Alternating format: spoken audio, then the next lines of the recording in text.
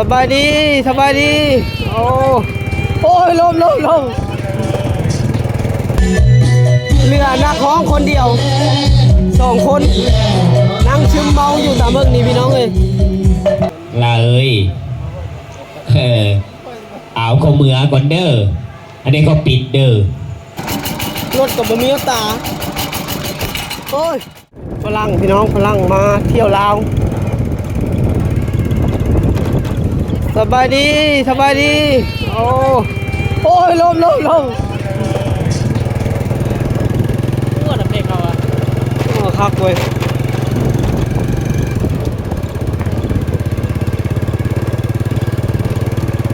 ฝรั่งพี่น้องฝรั่งคนมาเที่ยวบ้านนะดีเป็นการทำกินนี่เลยก็เมืองกินอะไรกำลังไปขนตู้พี่น้องเลยขนตู้ยามแรงๆเพราะว่าเลิกงานดองแล้วไปขนเครื่องเสียงกลับบ้านนี้หลังจากเอาไปเปิดแล้วก็ขนกลับคืนมาคือเก้า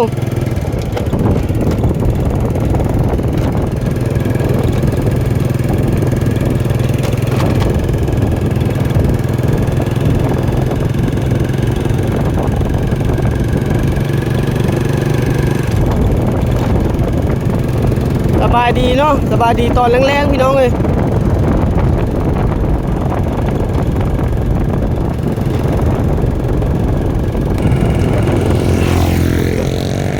ตะเวน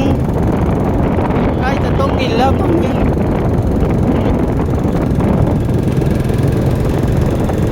เอาในบ้านยังบ่เมาอยู่นั่นน่ะใจเย็น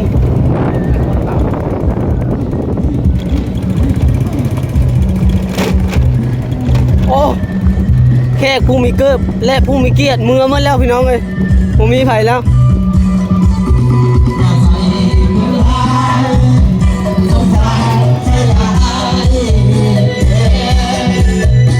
เรือนักร้องคนเดียว2 คนนั่งซึมเมาอยู่ตามเมืองนี่พี่น้องเลย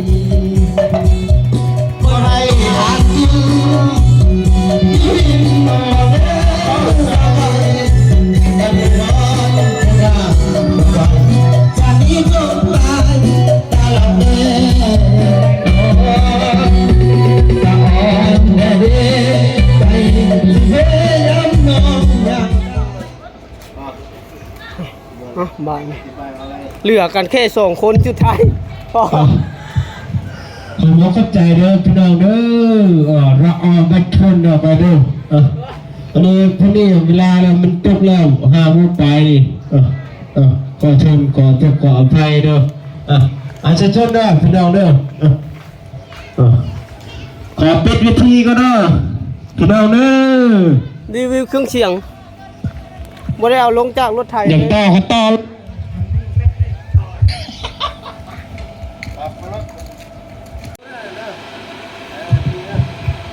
อัลโหล1 2 3 4อัลโหลในกกวจะขอบใจทางเจ้าภาพทางฝ่ายหญิงเด้อลา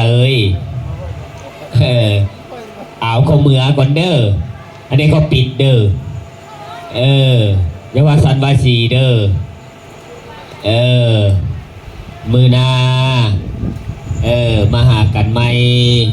อันผู้ใดสร้างครอบครัวใหม่ก็ให้อยู่ดีมีเองสร้างลุงปุดขุนเด้อก็ให้อยู่มันขวัญยืนเด้อจังใดก็ได้เนาะแต่ว่ามื้อนี้ข้าพเจ้าได้อันลำลาขาจากไปแล้วเด้อก็ให้มีแต่ร่ำมีแต่รวยเด้อน้องเด้อล้านเด้อขอกระโมกใจได้น้องเด้อ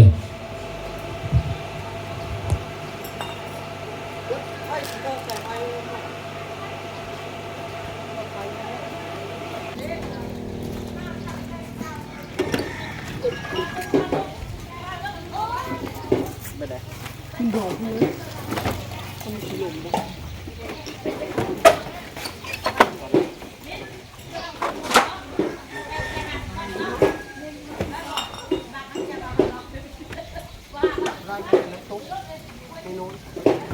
เข้าลงมาเลยนี่ข้างในบอกข้างในเป็นอะไรเนาะถ้าชุบอันนี้ได้หนึ่งได้บอก2 คนไปเอาลงมาก็มันจะมีวิธีนึง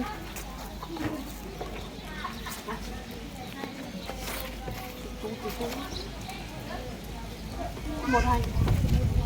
นี่เลยจ้ะขึ้นมานี่เขาเอาแค่นี้เลยนี่เอาบ้างหรอเดี๋ยวเขาจะมีวิธีดอกเนาะ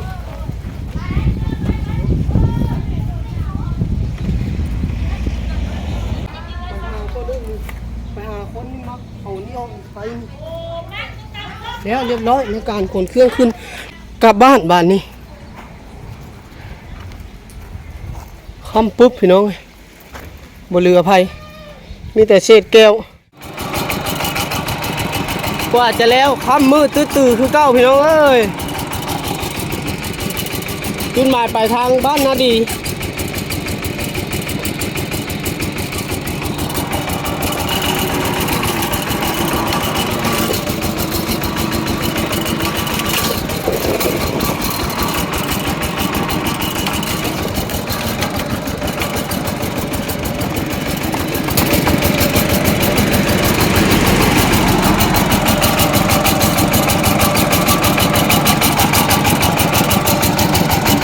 รถกับบะหมี่ตา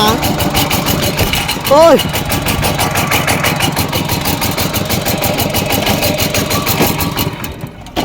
โอ้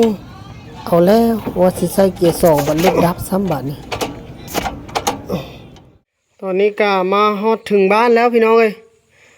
โอ้ต้องขออภัยนำที่ในระหว่างทางบ่ได้ถ่ายคลิปยังว่ามันค่ำมืด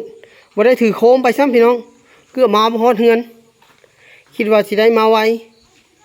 สุดท้ายละคำปึ๊บตื้อมื้อนี้แม่นบ่ได้เอาลงมื้อไว้มื้ออื่นเอาวันนี้ก่อนคนเฮาเมาอีกคนเมาแล้วพี่น้องบ่ไหวเพิ่นโจมตู้บ่ไหวเพราะป้าไว้ก่อนว่ามื้ออื่นจะเอาลงว่ะตอนนี้ก็มาฮอดเฮือนไปที่เฮียมห้อยแล้ว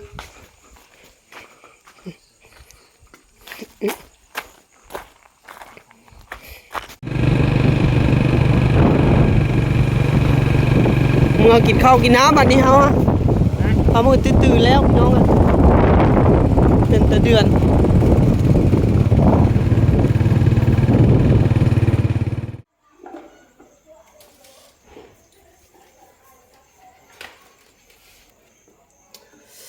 มาพี่น้องมากินข้าว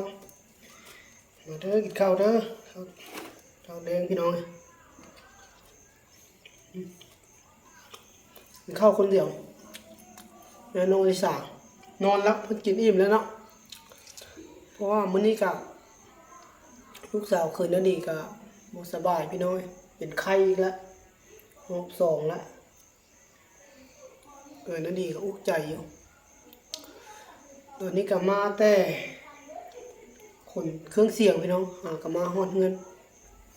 กำลังว่าจะกินข้าว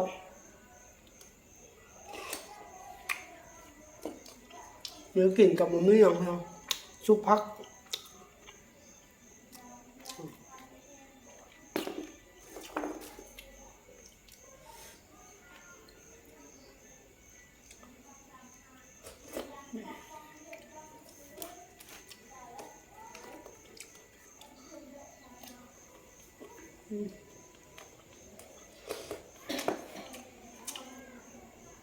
ซุปพักแม่น้องอลิสาเฮ็ด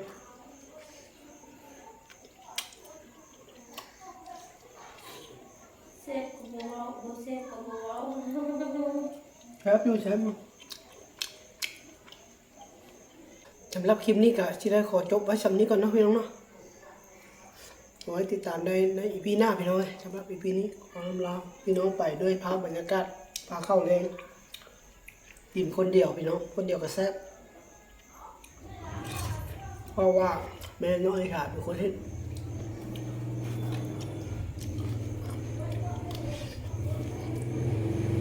ฝากพี่น้องกดไลค์กดแชร์กดติดตามเพื่อเป็นกำลังใจให้คืนนาดีน้ำพี่น้อง